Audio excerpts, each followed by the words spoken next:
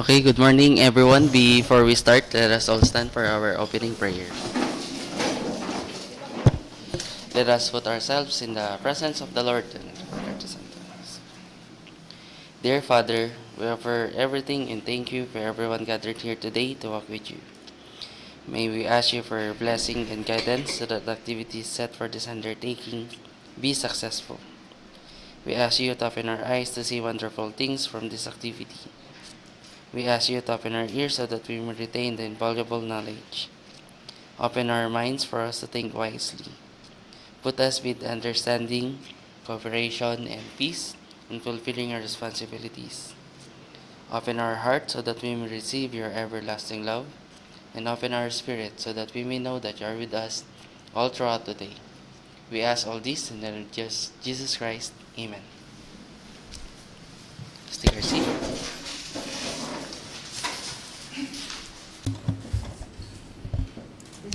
Good morning, everyone. I would like to acknowledge the presence of our attendees. Please raise your right hand if your name was called. For our BAC members, Engineer Eldred Mislang, BAC Chairperson, Mr. Nuni Domingo Quinto, BAC Vice Chairperson, Engineer Adonis Ignacio, Regular Member, Engineer Armedo Arenas, Provisionary Member, Engineer John Liwanag, and user for infrastructure projects, and Ms. Madel Cruz, and user for goods and services projects. For our BAC TWG members, Engineer Fernando Casupanan, Engineer Jason Salvador, Engineer Sir Alan Abolencia, Engineer Ricardo Kelvin Balderas, and Architect Isadora Portuguese. For our BAC Secretariat members, headed by yours truly, Consuelo Cruz, Engineer John Brian Ganancial, Mr. Abelardo Barberan, Engineer Charmaine Daroy, Engineer Jefferson Dumagas, Ms. Juray Vergara, Mr. J. Natividad, Ms. Marilu Fernandez. That's all, sir. We have no observers. Thank you, Ma'am Connie. Good morning to everyone. Before we proceed, may I ask the Secretariat if we have a quorum for this undertaking? The BAC regular members and the provisionary members are present, so we have a quorum, sir. Okay, and let us now proceed with the opening of bids for one infrastructure project and pre-bid conference for one good and services project.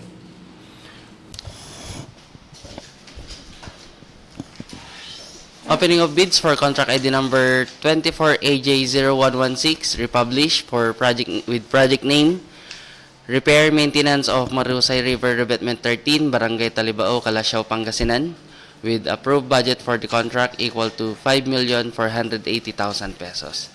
Under MOOE 2024 with contract duration equal to 53 calendar days.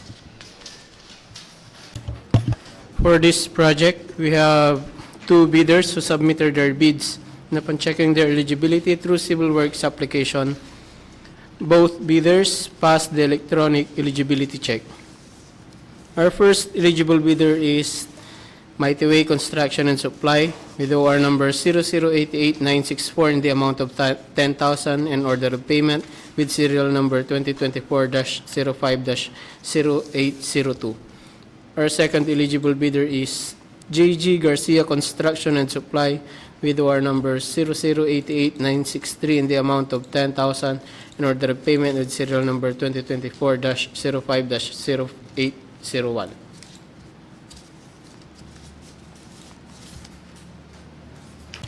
Okay, thank you, Jay. May I ask our BAC Vice Chair in the opening bids? Okay, thank you, sir. May I ask assistance from the Secretary Staff to extract the two envelopes of the bid box bearing Mighty Way Construction and GG Garcia Construction and Supply. Okay, ladies and gentlemen, we will now proceed with the opening of the bid proposal submitted by the two eligible bidders. And we'll start with the first eligible bidder, Mighty Way Construction and Supply.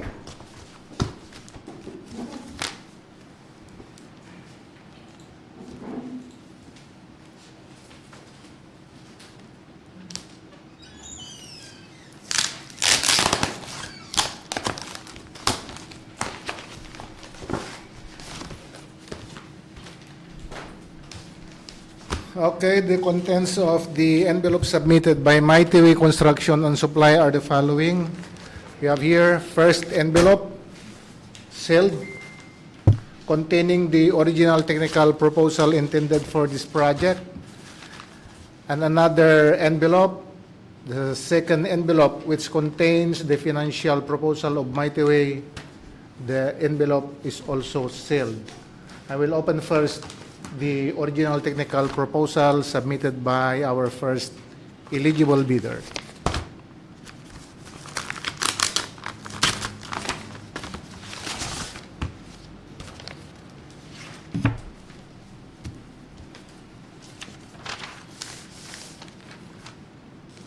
Submitted documents are the following: part of the technical proposal of Mighty Way, Certificate of PhilJEPS registration, Platinum membership,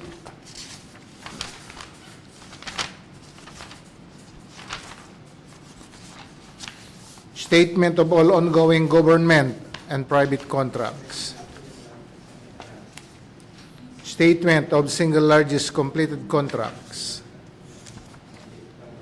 PCAB license of the bidder, duly notarized bid securing declaration, organizational chart, qualification of key personnel,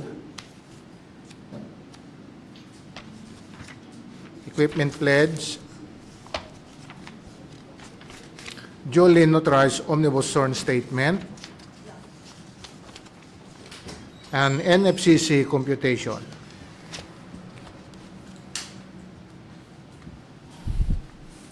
Okay, our second eligible bidder, Brgy Garcia Construction and Supply.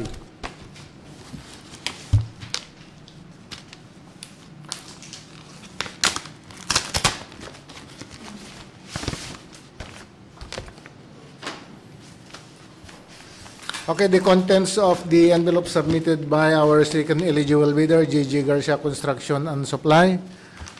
We have here first envelope containing the original technical proposal intended for this project, sealed, and the second envelope, which contains the original financial proposal intended for this project, also sealed.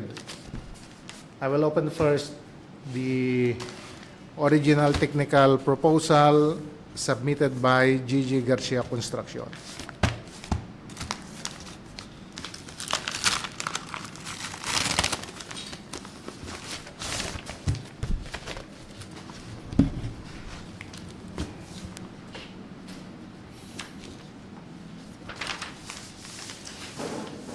Okay, documents submitted, part of the technical proposal of our second eligible bidder, Certificate of PhilJEPS registration, Platinum membership,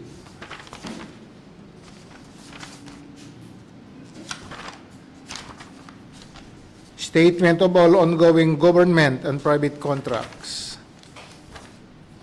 statement of single largest completed contracts, PCAB license of the bidder, duly notarized bid securing declaration, organizational chart, qualification of key personnel, equipment pledge,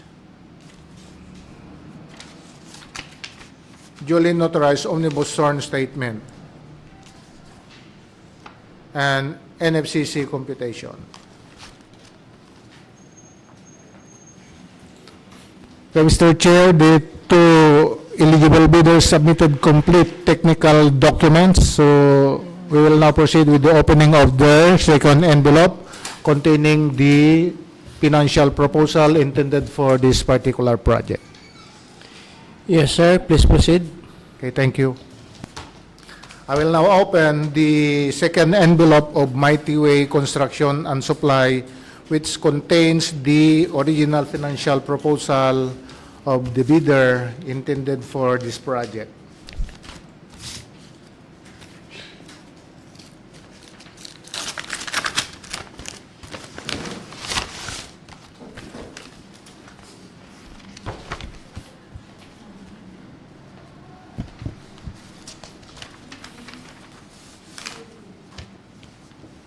Okay, documents submitted, part of the financial proposal of Mighty Way Construction and Supply. We have here bid form, bill of quantities, detailed estimates,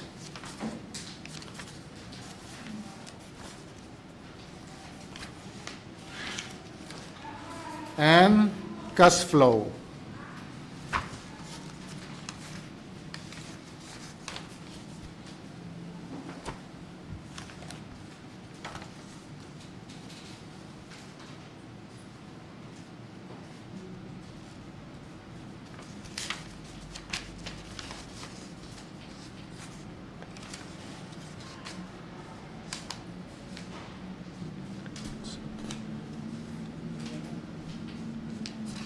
Okay, ladies and gentlemen, the offer of Mighty Way Construction and Supply for this particular project is 5,370,090 pesos and 34 centavos.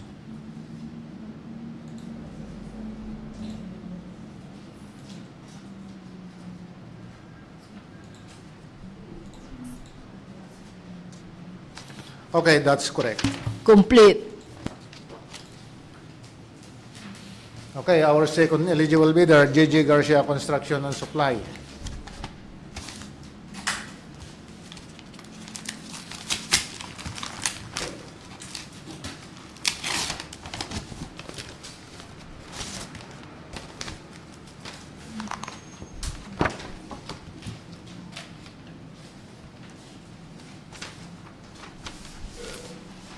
Documents submitted, part of the financial proposal of Brgy Garcia Construction and Supply are the following. First document, bid form, bill of quantities, detailed estimates,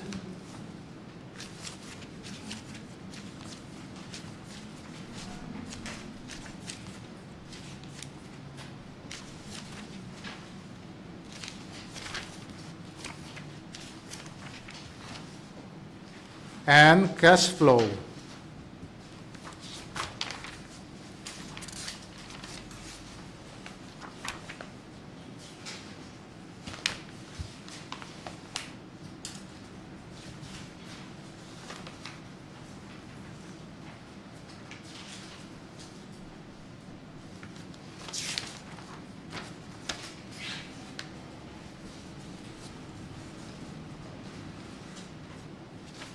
Okay, ladies and gentlemen, the offer of Brgy Garcia Construction and Supply for this particular project is 5,403,533 pesos and 70 centavos.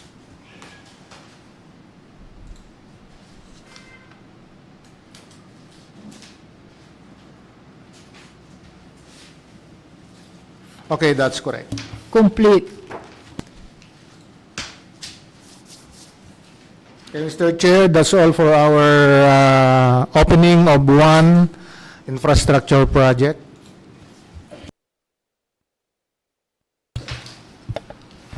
Okay, thank you, sir. And Brian, let's proceed with the private conference.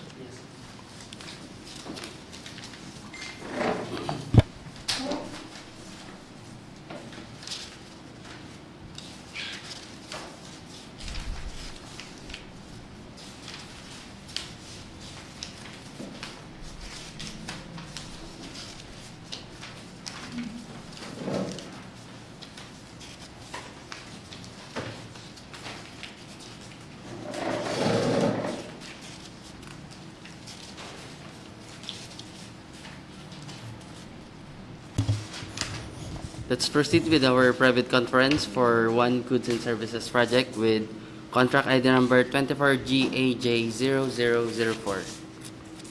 The purpose of this private conference is to discuss, clarify, and explain the different aspects of the project of the procuring entity with the prospective bidders. Guidelines held at least 12 calendar days before the deadline for bid submission but not earlier than 7 calendar days from the advertisement or posting of bid opportunity. Required for procurement projects with ABC of equal to or more than 1 million pesos. For contract data, with contract ID number 24GAJ0004 with contract name, procurement of various supplies and equipment, furniture and fixture, or office and IT equipment, and additional basic occupational safety and health, Bosch, kit, and refurbishment of medical supplies for use in the DPWH Pangasinan 4th District Engineering Office. Implementing Office, Pangasinan 4th DEO, source of fund under EO 2024 with ABC equal to 3,524,065 pesos and 37 centavos. The scope of work: purchase of various materials for office supplies or fixed furniture and fixtures such as ball pen, batteries, binder, customized binders, bookends, calculator, carbon film, chairs, clips, compact disc, correction tape, data stamp, document file box, envelope, fasteners, file racks, flash drive, folders, glue, ink for stamp pads,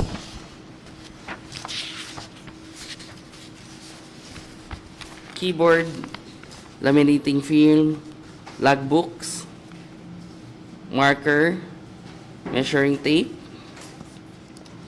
memory card, monitor, mouse, paper clip, bond papers, pen, highlighter, photo paper, puncher, rubber band, ruler, sign pens, stamp pad ink, staple wire,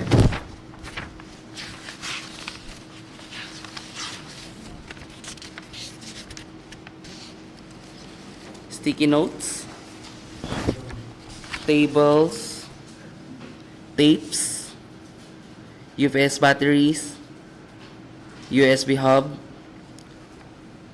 traffic vest, wire extension cord. And for IT equipment, desktop, laptop, printer, camera drone camera pala, ink cartridge, ink refill,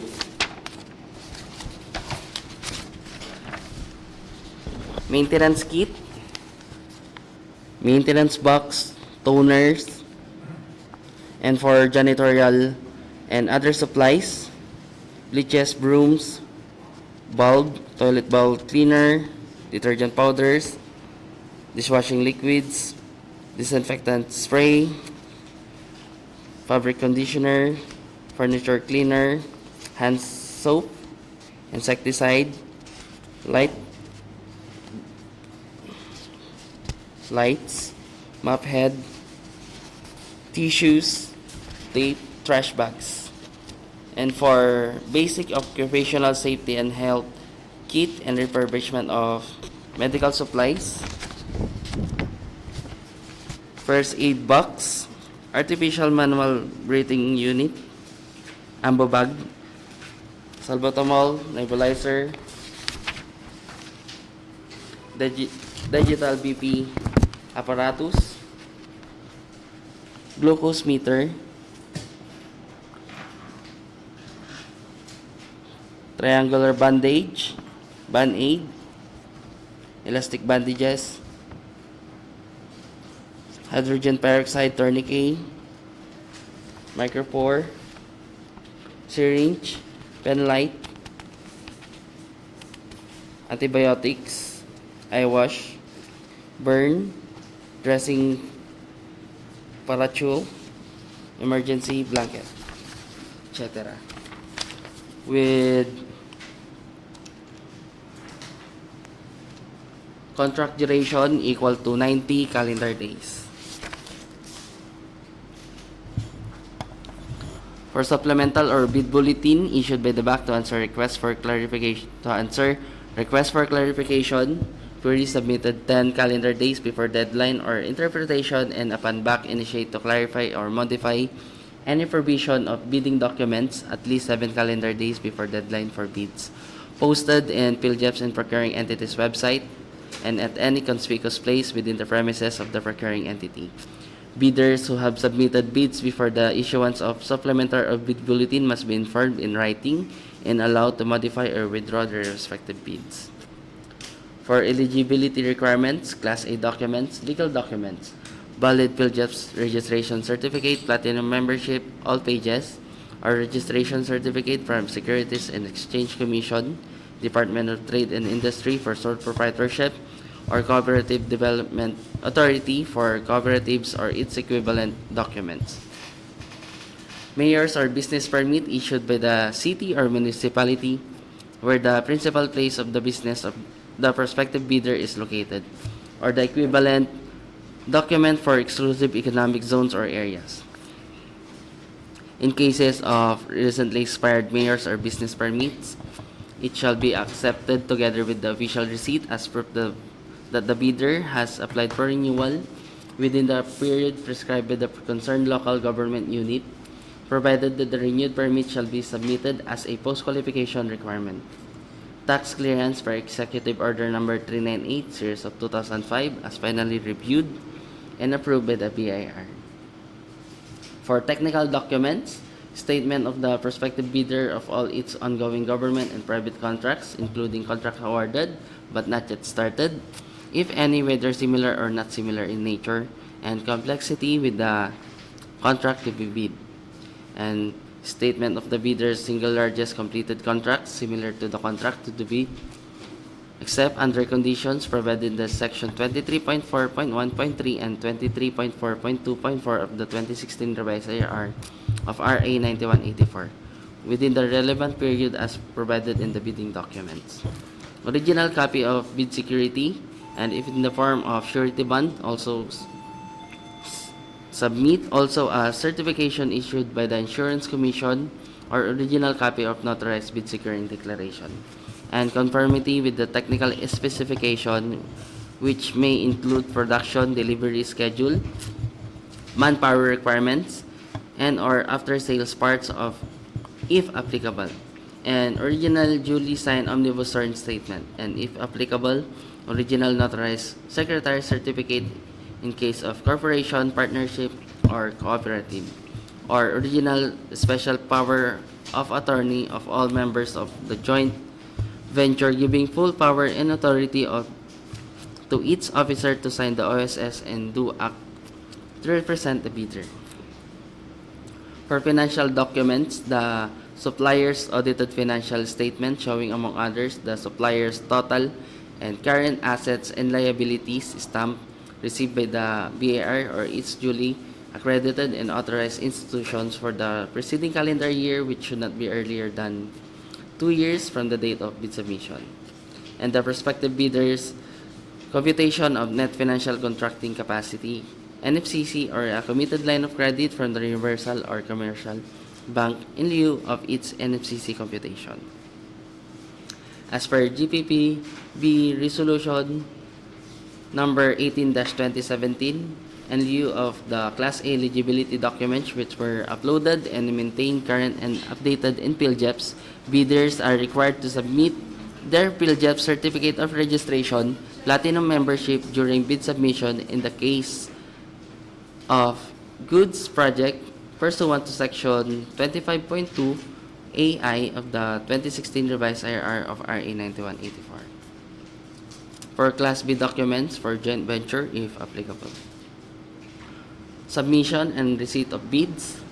Contents of first envelope, the technical proposal, PhilJEP certificate of registration, DTI certificate, or SEC, mayor's permit, tax clearance certificate, statement of all ongoing government and private contracts, statement of SLCC, bid securing declaration, production delivery schedule, manpower requirements, omnibus turn statement, audited financial statement, and net financial contracting capacity, NFCC.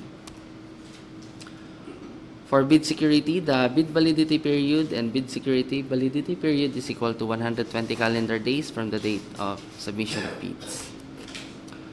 Contents of second envelope, the financial proposal, bid form must be accordance in the form prescribed in Section 9, bidding form of bidding documents, and price schedule.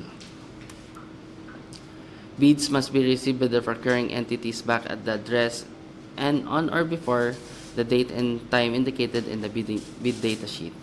Any bid submitted after the deadline for submission and receipt of bids prescribed by the procuring entity pursuant to ITB Clause 18 shall be declared late and shall not be accepted by the procuring entity. For bid evaluation, the financial component of the bids of each past bidder shall be evaluated using non-discretionary criteria, including arithmetical corrections for computational errors, and thus determine the correct total calculated bid prices. The bank shall automatically disqualify any total calculated bid price which exceeds the ABC. These are the following factors in considering the evaluation of bid prices. For post-qualification, verification of legal requirements like licenses, certificates, permits, and non-inclusion in the blacklist. And verification of technical requirements such as single largest completed contracts similar to the contract, performance in ongoing government and private contracts, authenticity and correctness of bid security, and conformity with the technical specification. And verification of financial requirements such as audited financial statement, especially current assets and liabilities, and updated NFCC versus ABC. Contract award. The contract shall be awarded to the bidder whose bid has been determined to be the lowest calculated and responsive bid as a result of the detailed evaluation and post-qualification conducted. The successful bidder shall be notified through the issuance of notice of award within the bid validity period and must be confirmed by the successful bidder in writing within 10 days upon receipt thereof in accordance with Section 37.2.2 of the 2016 revised IRR of RA 9184. Common reasons for rejection of bids, ineligibility, and post-disqualification of bidder. Failure to submit original copy of surety bond certified by the Insurance Commission indicating the name of project, the procuring entity, and the name of contractor. Shorter bid validity and bid security validity period. Failure to indicate the validity of bid in the bid form. Late submission of bid. Delay in the partial delivery of goods amounting to 10% of the contract price in its ongoing government and private contracts. Unsatisfactory performance of the supplier's obligations as per contract terms and conditions at the time of inspection. Common errors in the submission of bids, incomplete pages of bid documents, technical and financial, authority of the signatory to sign on behalf of the bidder. For single proprietor, signatory should be the owner or proprietor only. For corporation or cooperative, board secretary certificate and board resolution. For joint venture resolution or agreement, and for partnership, as per indicated in the article of partnership. Reminders.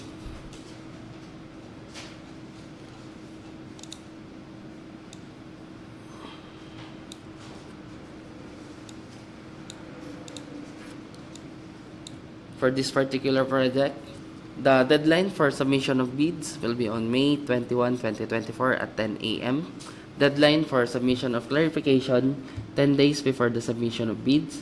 Number of copies of bid proposal, 1 original copy only, and the place of submission of bids, DPWH Pangasinan 4th District Engineering Office, Tuliao, Santa Barbara, Pangasinan. Thank you. That's all, sir. Thank you, Brian. Thank you. Your announcement on our next procurement activity? Tomorrow, sir, we will be conducting private conference for one consulting project, sir, at 2 p.m. Okay, thank you. Thank you again. And this ends our opening of bids and live streaming on YouTube. As back chairperson, I now call this undertaking adjourned. Thank you everyone for coming.